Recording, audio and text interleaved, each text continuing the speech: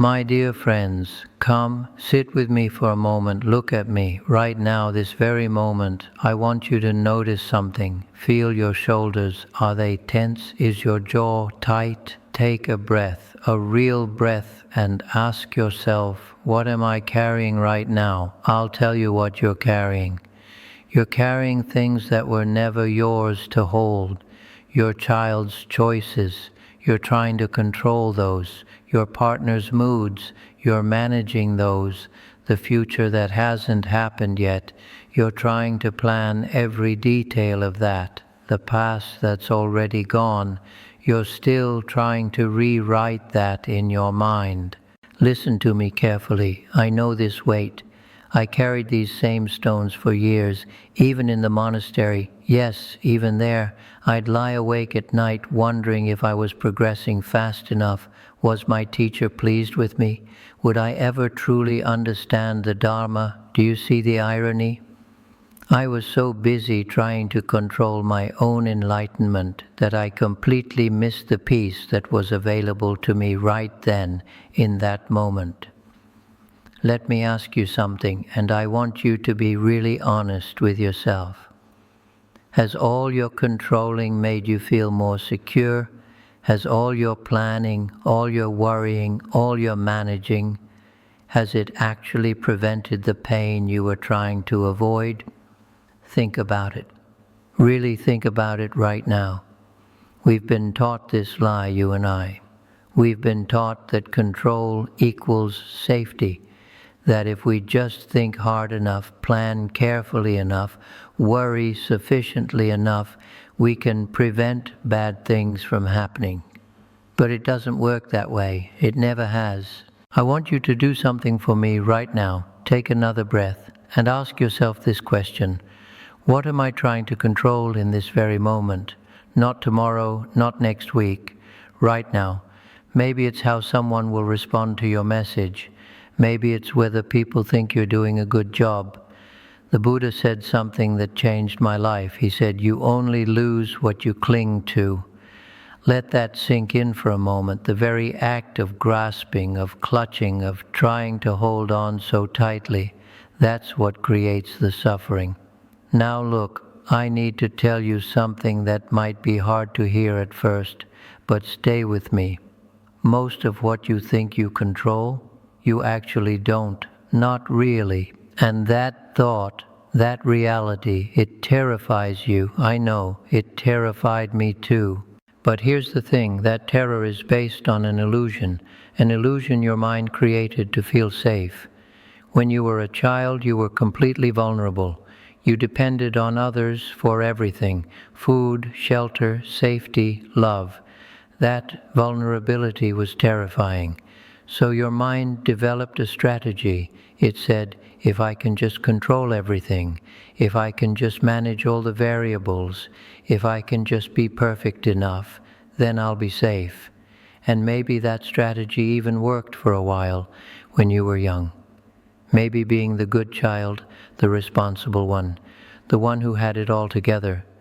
Maybe that got you the approval and safety you needed, but you're not a child anymore.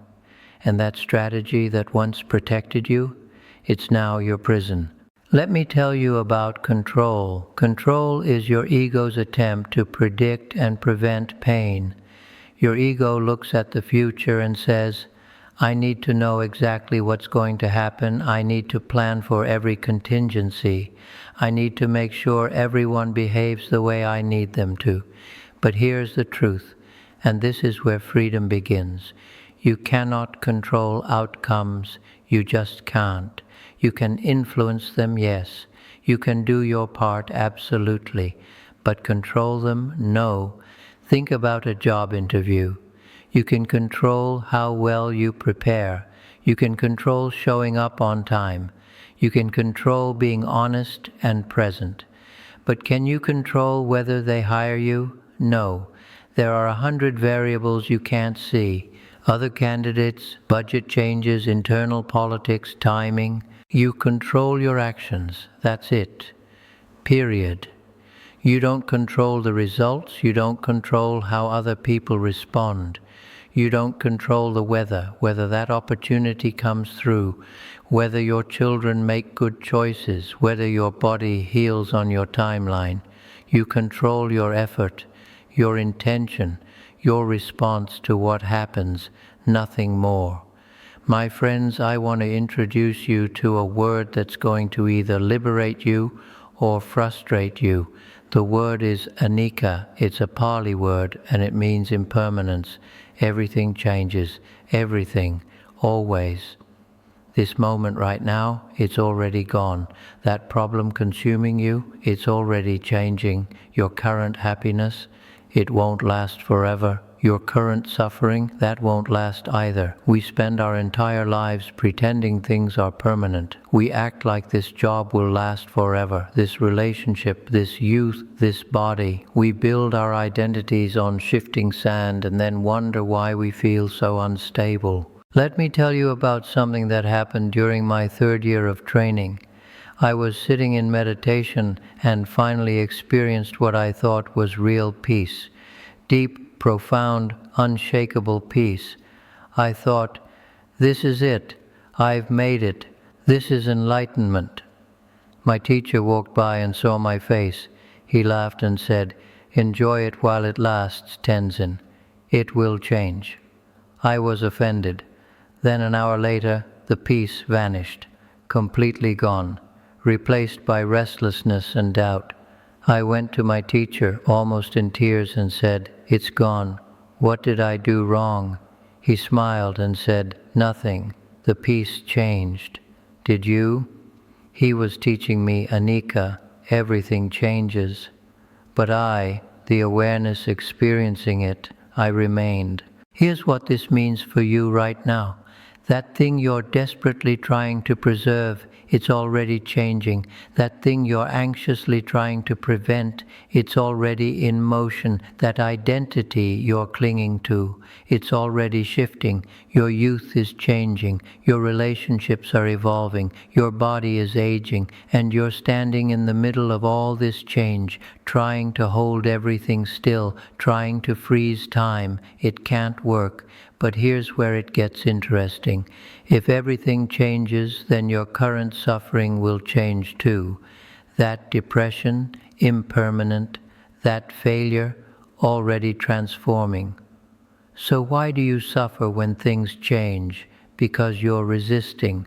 You want summer to last forever. You want your children to stay small. You want the good feelings to stick around and the bad feelings to leave immediately. But life is a river, not a pond. It flows. Here's the practice. Notice the changing. Watch your thoughts arise and dissolve. Feel your emotions emerge and fade. And instead of resisting, whisper, yes, this too is changing. This too is anicca. Once you truly accept impermanence, you stop trying to control what naturally flows. Okay? Wait. Stop. Before you misunderstand what I'm teaching, let me clarify something crucial. When I say let go of control, I do not mean become passive. I do not mean stop trying. I do not mean give up on what matters to you. Listen to me carefully. Surrender is not resignation. People come to me saying, Tenzin, if I let go of control, won't I just become lazy? Won't bad things happen? And I say, you're confusing surrender with weakness. They're not the same thing. Let me tell you a story. There are 2 farmers, both plant seeds. The first farmer plants his seeds, then every hour digs them up to check if they're growing. He waters too much one day, not enough the next. He worries constantly. He tries to force the growth. The second farmer, he plants his seeds. He waters consistently. He removes the weeds. He protects from pests. He does everything in his control. And then he trusts the process. He doesn't dig up the seeds every hour. He doesn't try to pull the sprouts to make them grow faster. Which farmer has a better harvest? The second one. That's the difference. Surrender means doing everything in your power and then releasing your attachment to the outcome. It means showing up fully while holding expectations loosely. It means caring deeply without letting that care become control. Every time I teach, I prepare. I reflect deeply. I meditate. I show up with everything I have. And then I release whether anyone listens. I release whether they transform. I release whether they like me or criticize me. I did my part. The rest isn't mine to control. Think about a tight fist. Make a fist right now. A tight fist can't receive anything new. It's rigid, defensive, closed. Now open your hand. An open hand, is it weak? No, it's still a hand. It still has strength, but now it's available. That's surrender. Here's how this works. Before any situation, ask yourself 2 questions. First, what is within my control here? Do that fully. Second, what is outside my control here? Release that completely. Job interview? Control your preparation, your presence. Release whether they hire you. Relationship conflict? Control your words, your listening. Release whether they change. Health challenge? Control your treatment, your rest. Release the timeline of healing. You're not giving up. You're being strategic with your energy, pouring everything into what you can actually influence and releasing what you can't. That's the power of true surrender. We've arrived at perhaps the most difficult teaching, so stay with me here. Listen carefully. Radical acceptance doesn't mean you like what's happening. It doesn't mean you approve. It doesn't mean you stop working to change things. It means you stop arguing with reality. Let me say that again. You stop arguing with reality. Byron Katie asks, when you argue with reality, how often do you win? Never. 0 times. Reality doesn't care about your opinion. What is. And when you resist what is, when you demand that reality be different, you suffer. I see this every day. People drowning in suffering, and 90% of their pain isn't from the situation itself. It's from their resistance. This shouldn't be happening. It's not fair. Why me? All that resistance, that's you trying to control reality through your thinking. Let me tell you about a student. Her mother died suddenly, heart attack. She was only 68. This student was stuck, not just in grief, but in resistance. 6 months later, still saying she wasn't supposed to die yet. We had plans. This wasn't how it was supposed to happen. Finally, I said to her, and this might sound harsh, I said, your mother died, that is reality. You can spend your life arguing with it, or you can accept that it happened and begin to actually grieve, to heal, to honor her memory. Your resistance doesn't change that she's gone. It only keeps you from living. She was quiet for a long time. 2 weeks later, she came back different. I accepted it, she said. Not that I like it, not that it doesn't hurt, but I stopped fighting with reality, and something shifted. Here's the structure of radical acceptance. I didn't get the job. I don't like it. I'm disappointed. And it is what it is. My partner cheated. I'm heartbroken and angry, and this is what happened. You acknowledge your feelings, then you acknowledge reality. Not but or shouldn't. Just and. This isn't spiritual bypassing. Feel everything. Be angry, be sad, but don't add suffering by insisting reality should be different. The Buddha taught about 2 arrows. The first arrow is actual pain, loss, disappointment, illness. That hurts, that's life. The second arrow is your reaction. This shouldn't be happening. Why me? It's not fair. That's the arrow you shoot at yourself. Stop shooting the second arrow. Right now, what reality are you arguing with? Feel how much energy that resistance is taking. Now try saying, this is what happened. I don't like it, but this is reality. Notice any shift, any release, any space that opens up. Acceptance is the doorway to peace. Look at me, right now, where are you? Your body is here, but your mind?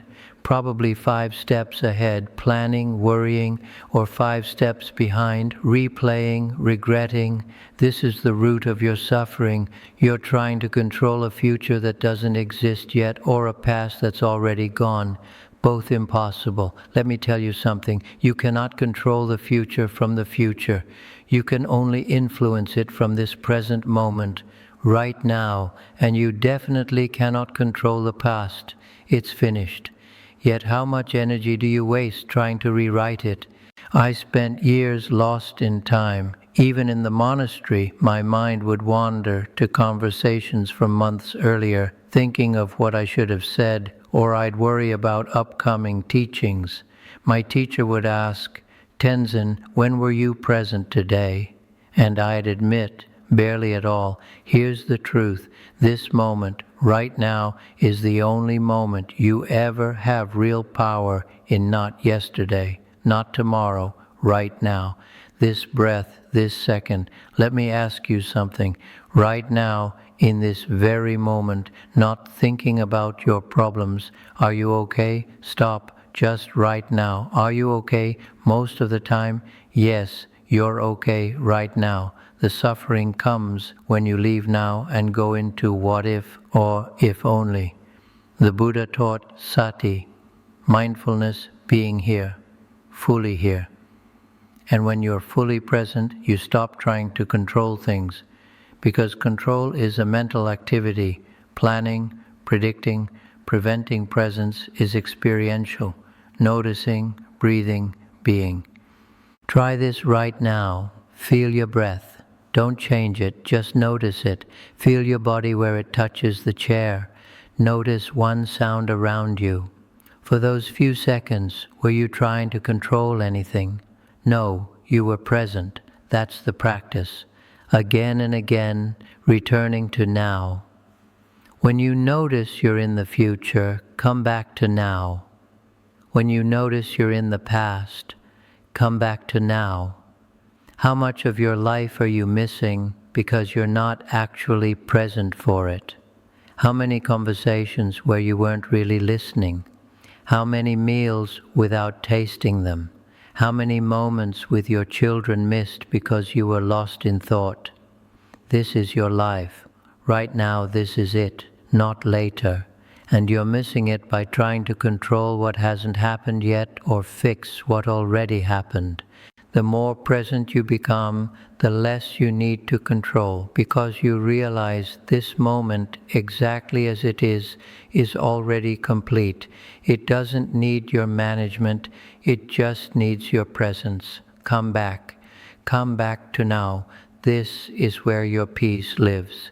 My dear friends, I need to talk about something that might make you uncomfortable. Trust. Not blind trust, not naive trust, but deep abiding trust in the process of life itself. I know, you've been hurt. You've trusted before and been betrayed. You've hoped and been disappointed. So now you think, if I control everything, I won't get hurt. But has that worked? Has all your controlling prevented pain or just made you exhausted? Here's what I learned. The opposite of control isn't chaos. The opposite of control is trust. Trust that you can handle whatever comes. Trust that there's a wisdom in life bigger than your anxious planning. Let me tell you about when I lost everything. Before becoming a monk, I had what I thought was a perfect life. Career, apartment, relationship. I'd built it through careful control. Then in 6 months, it all fell apart. Business failed. Relationship ended. I moved back with family at 34, feeling like a complete failure. I remember sitting in my childhood bed, thinking my life was over. My father said something I'll never forget. Tenzin, Maybe your life isn't falling apart. Maybe it's falling together in a way you can't see yet. He was right. That collapse led me to the Dharma, to the monastery, to becoming a teacher, to sitting here with you now, but I couldn't see that then. I thought I needed to control my way back. Life had different plans, better plans. The Buddhist word is khanti, patience, acceptance, trust. Trust that things are unfolding in their own time, that the caterpillar must dissolve before becoming a butterfly. Your desperate need to control comes from not trusting yourself to handle difficulty, not trusting that you're resilient, not trusting that life might be working out in ways you can't see yet. Here's the practice. Start small. Trust that you'll figure out what to say when the moment comes. Trust that you've handled hard things before and can again. Trust that people you love can handle their own lives. Every day I prepare to teach, then I trust. Trust that the right words will come. Trust that what needs to happen will happen. And when I trust instead of control, I teach better. I'm more present, more responsive, more myself. What if everything that's happened, even the hard things, was leading you exactly where you need to be? What if you could trust that? Not that everything happens for a reason, but that you can find meaning in what happens. You can trust your ability to grow from difficulty. Trade a little control for a little trust. See what happens. You're stronger than you think. Life is wiser than you know. My friends, we've come to the end of this teaching, but really, this is your beginning. Everything we've talked about, recognizing what you're grasping, understanding the illusion of control, accepting impermanence, surrendering without giving up, practicing radical acceptance, living in the present, and learning to trust, all of it leads here to freedom, real freedom, not the freedom to control everything, but the freedom that comes from finally putting down that impossible burden. Let me tell you what happens when you let go. At first, terror, your ego screams, but what if everything falls apart? And I say, things are falling apart anyway, that's a nika, but you remain. Then, after the terror, comes extraordinary lightness. Like putting down a boulder you've carried so long you forgot what it felt like to stand upright. You suddenly realize how much energy you've been wasting trying to control the uncontrollable. I watch students transform when they truly let go. Their faces soften, their shoulders drop, they laugh more easily, cry more freely. They're more present with their children, more authentic in relationships, more creative in work. Why? Because they're not exhausting themselves managing every outcome. One student told me, I thought letting go meant I wouldn't care anymore. But it's the opposite. I care more than ever. I just don't attach my peace to the outcomes. That's it. That's the teaching. Care deeply. Show up fully. Do everything in your power. Then release your grip. The Buddha's last words were, be a lamp unto yourself, not control everything. Be your own light. You already have everything you need to handle whatever comes. So do this with me now. Think about the thing you've been trying hardest to control. Got it? Now take a deep breath. As you exhale, imagine releasing that grip, opening your hands, setting it down, not because you don't care, but because you care enough about your peace to stop exhausting yourself. Feel that lightness, that's freedom, available to you every moment you choose to release instead of grip. You're going to try to control things again. You're human, and that's okay. This is about noticing faster, releasing sooner, being gentler with yourself. The practice is simple. Notice, release. Breathe, return, again and again. You came here carrying so much, but you don't have to carry it anymore. You were never meant to control the universe. Show up as yourself. Do your best. Trust the rest. The river knows where it's going. You don't have to steer it. Just learn to flow with it. Go in peace, my friends. Let go. Let life flow through you. May you find freedom in the release. May you discover that letting go isn't losing. It's learning to fly. The weight you've been carrying, put it down right now and breathe. That's all you ever needed to do. Go well, go lightly, go in peace. Go